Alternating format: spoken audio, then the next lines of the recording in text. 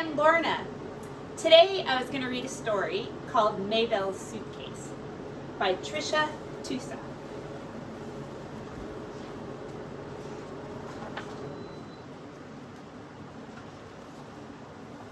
Maebelle was 108 years old and had spent the last 8 years happily among the treetops. A fascination with birds had inspired her to build her own treehouse. Maebelle made hats and sold them at a local hat shop in town. For the moment, she had put aside her work and was adding the finishing touch to a special project, her entry in the town's annual hat contest. All the hats.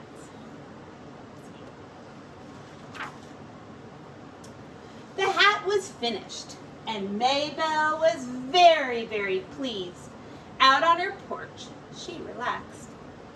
From up above, she heard a chorus of goodbyes. Bye, goodbye, goodbye. Winter was on its way, and her neighbors were heading south. There was a knock at the door. It was young Binkle. Maebelle, may I borrow a suitcase? He asked. I promised to return it in a few months. Now, Pumpkin, why on earth do you need a suitcase? Well, I can't leave home without my belongings, said Binkle. Maebelle watched Binkle fill his suitcase. In went an oak branch forked at one end, some round rocks, and a small pile of dirt. He added a few daisies and gardenias and an armful of elm leaves. Then he tucked in his nest.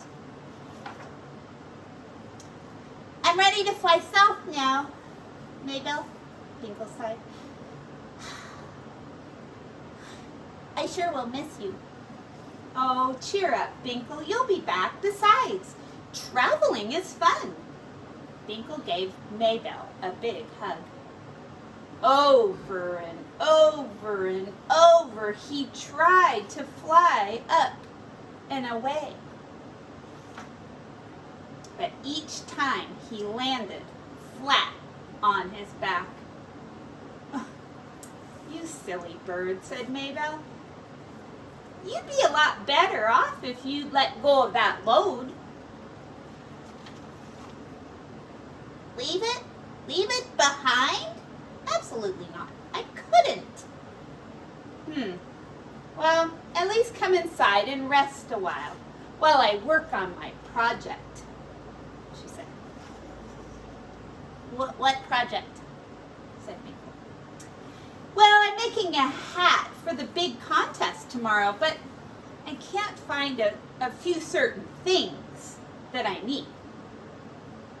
Like what? Well, for one, a handsome oak branch forked at one end. Maebelle sighed. I just don't know what to do.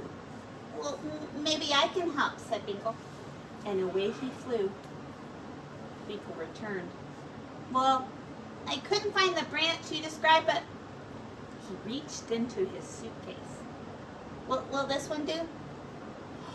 Oh, it's perfect, said Maebelle. Now, if only I could find some shiny round rocks and some rich brown earth. I happen to have some inside the suitcase, Binkle exclaimed.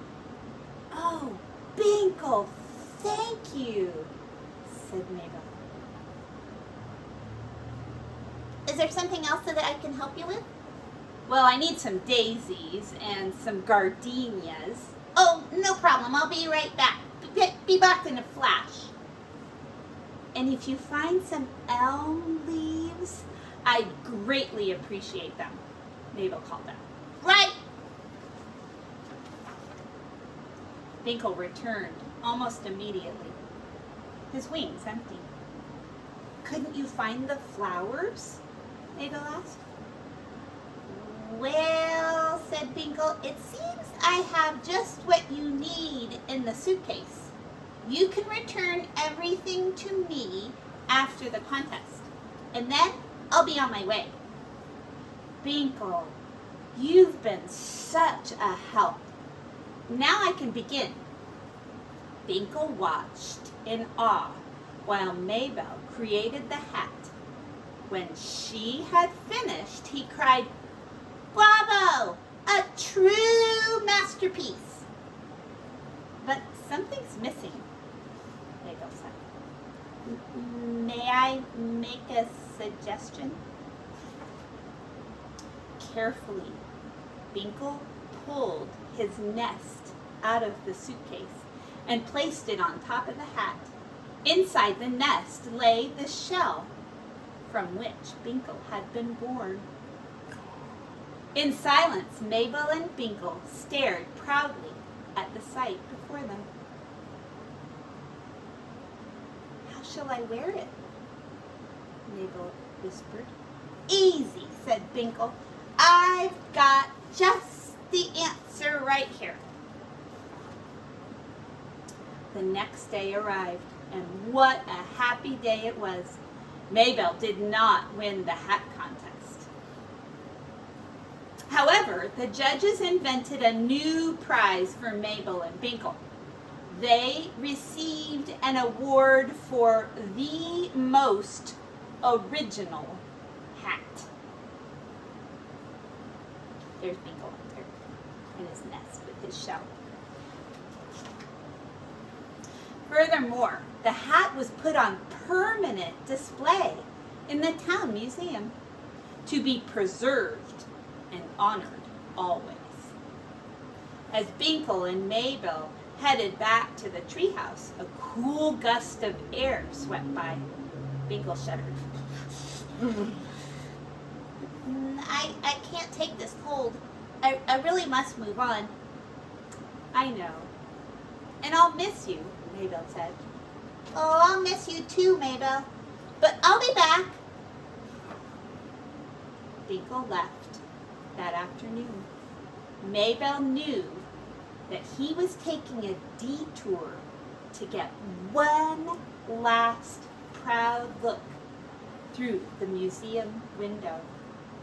Once alone, Maebelle placed the hat she had originally made for the contest on her head.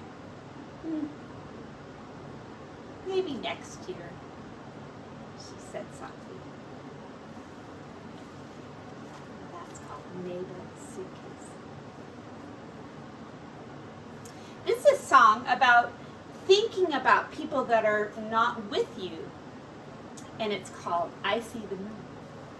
I see the moon and the moon sees me, back where my heart is longing to be. Please let the light that shines on me shine on the ones I love. Over the mountains, over the sea, back where my heart is longing to be. Please let the light that shines on me shine on the ones I love. All right, see you soon.